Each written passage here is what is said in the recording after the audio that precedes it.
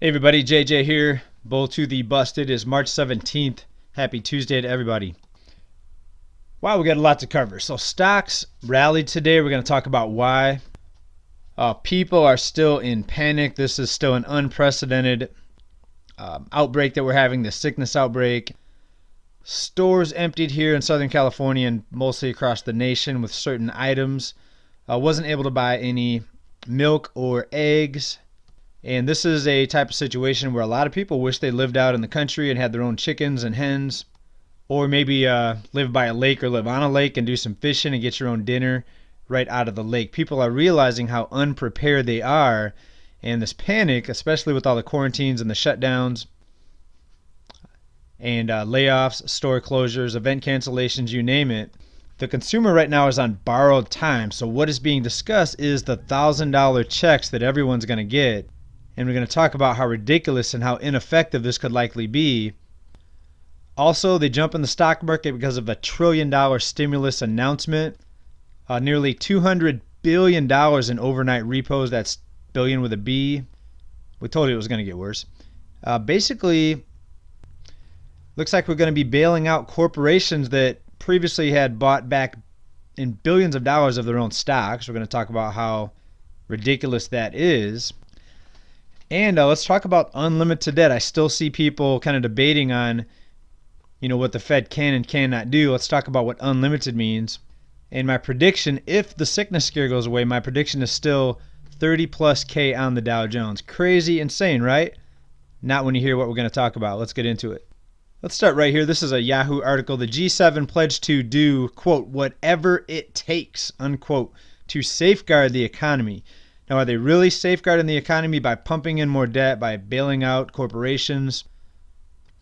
Well, by their definition, consumer spending is the economy. That's how it's measured. It's GDP.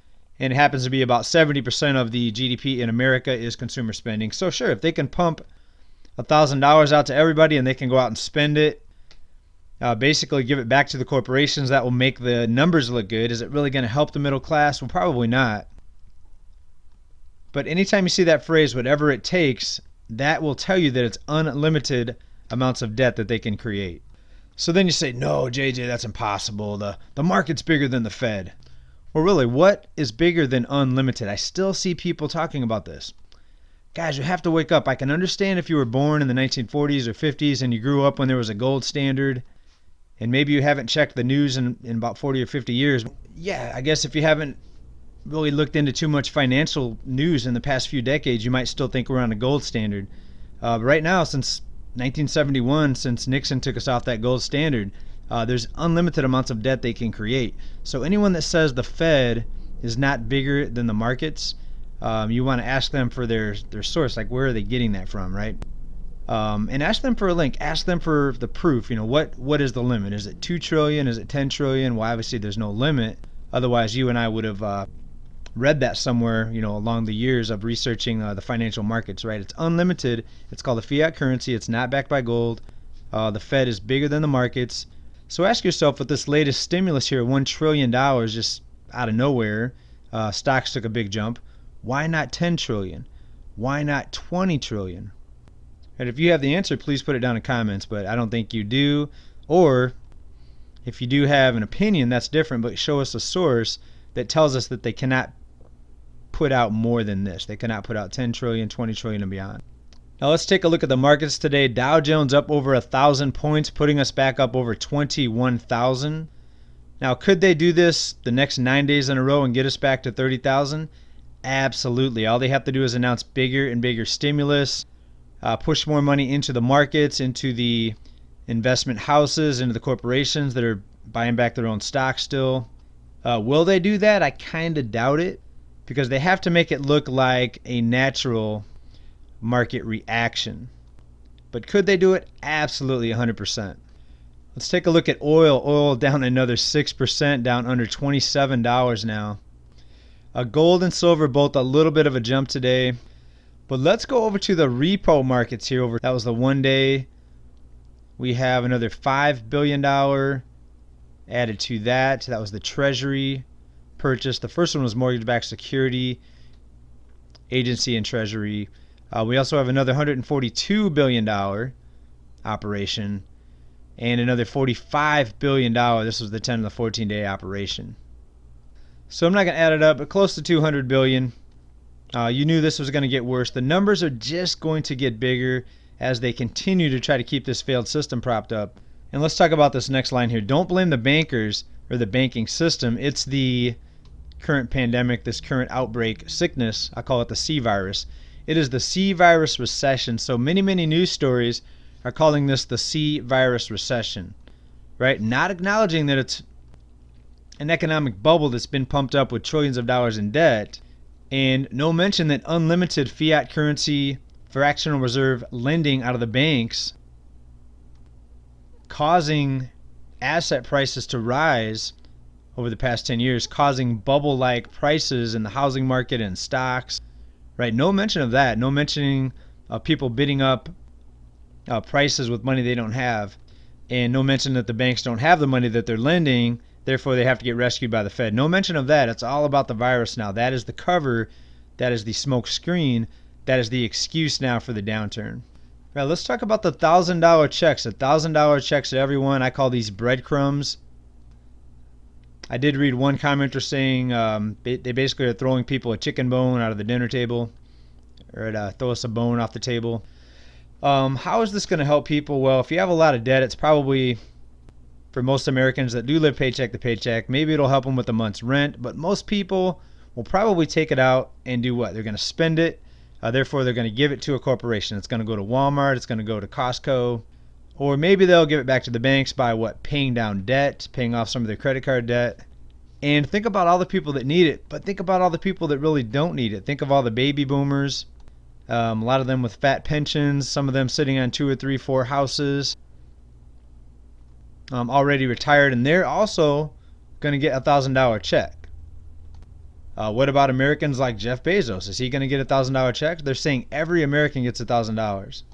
Right now, I'm just using Bezos. I don't know what his country of residence is. Maybe he's legally a resident of a different country. I don't know, but the point is that even millionaires are going to get this $1,000 if every American gets $1,000. And the people that aren't millionaires, the people that are in debt, for example, they're probably just going to pay off debt and give it right back to their credit card company, right? I don't think it's going to do any good. You let me know what you think about that. I'd like to hear from you. All right, what about this? Bailing out companies that had previously bought back billions of their own stocks. So now these airliners, these corporations, these cruise ship companies, a lot of them were involved in stock buybacks. And to a big degree, I mean billions of dollars. Now, Peter Schiff said this very well, and I don't agree with everything Peter Schiff says, not even close, but he's got a good point here. He tweeted out the following, quote, "Thanks to the Fed's artificially low interest rates, Boeing borrowed billions to buy back its own overpriced stock.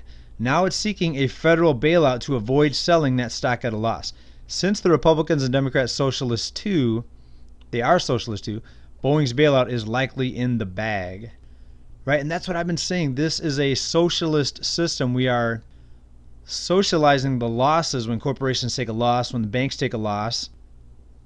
But when people go bankrupt or lose their homes or lose their jobs, they're not getting bailed out. They might get some breadcrumbs and some unemployment benefits for a while, or a $1,000 check, right? But this is the joke. This is the joke. People, the working class, you and I, we are the butt of the joke. We are the subject of the joke, right? Ultimately, all this debt's going to have to be paid off by future generations, right? So what we're doing today, I guess if you die and you leave the earth, then you are not going to suffer the consequences. And I think that's the attitude of most people, unfortunately. But imagine future generations, eventually they're going to have to raise taxes, right? The more debt that's pushed out there, the more control that the bankers have over everyone. And eventually it's going to be everyone works for the Fed.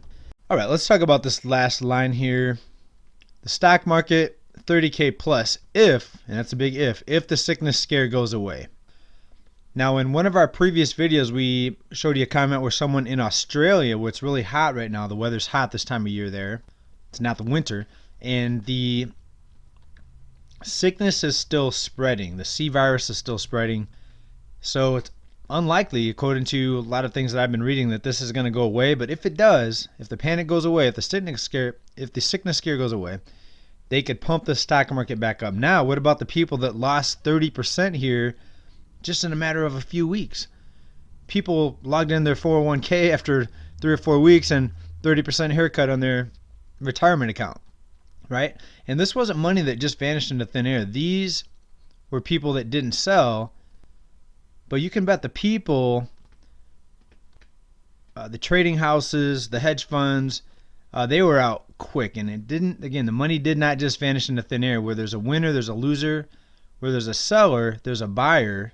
That's how the market works. If you sell a stock, you got to have somebody there to buy it. And think about this, the big guys, the hedge funds, the trading houses, they have algorithms that can sell millions of shares in a matter of seconds. And the average working class person, well, they were sitting in their cubicle or they were doing they were driving or whatever their job is, and they check their 401k a few weeks later and they're down 30%. Right, I wonder how many of those financial institutions that are getting some of these bailouts, how much of a loss they took on the stock. I'm guessing is not as much as the average person did here that's got their 401k account tied up in stocks. Okay, ultimately at the end of the day, people, this is a continuation of the wealth transfer. Eventually it's going to be the top 1% own everything. If they finally do just let the system collapse and quit issuing new debt, you're going to see Great Depression 2.0.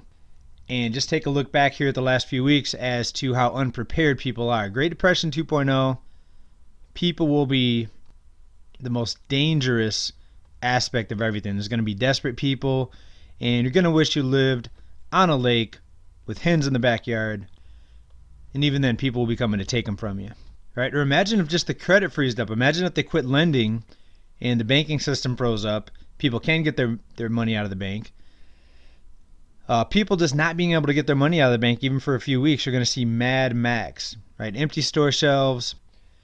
It's going to get so ugly, folks. So hope you're prepared. And I'm not trying to scare anybody. I just want everybody to be prepared. Prepare for the worst, right? Prepare for the bear. Try to ride the bull. You know, the bull's crazy. You don't know what the bull's going to do. He could try to, go up on his two hind legs. He could try to spin in circles. This is the unpredictable rodeo as far as trying to ride the bull here. But as long as you're prepared for the bear, you're going to be ready for anything that they throw at us. Try to be self-sufficient. Try to keep some money out of the bank in an emergency fund. This is what I'm doing. I'm not saying that everyone should do this. If there's bank failures, if there's bank runs, if the system completely freezes up, are you going to be able to survive? Ride the bull, prepare for the bear. Thanks for watching, everybody. Bye for now.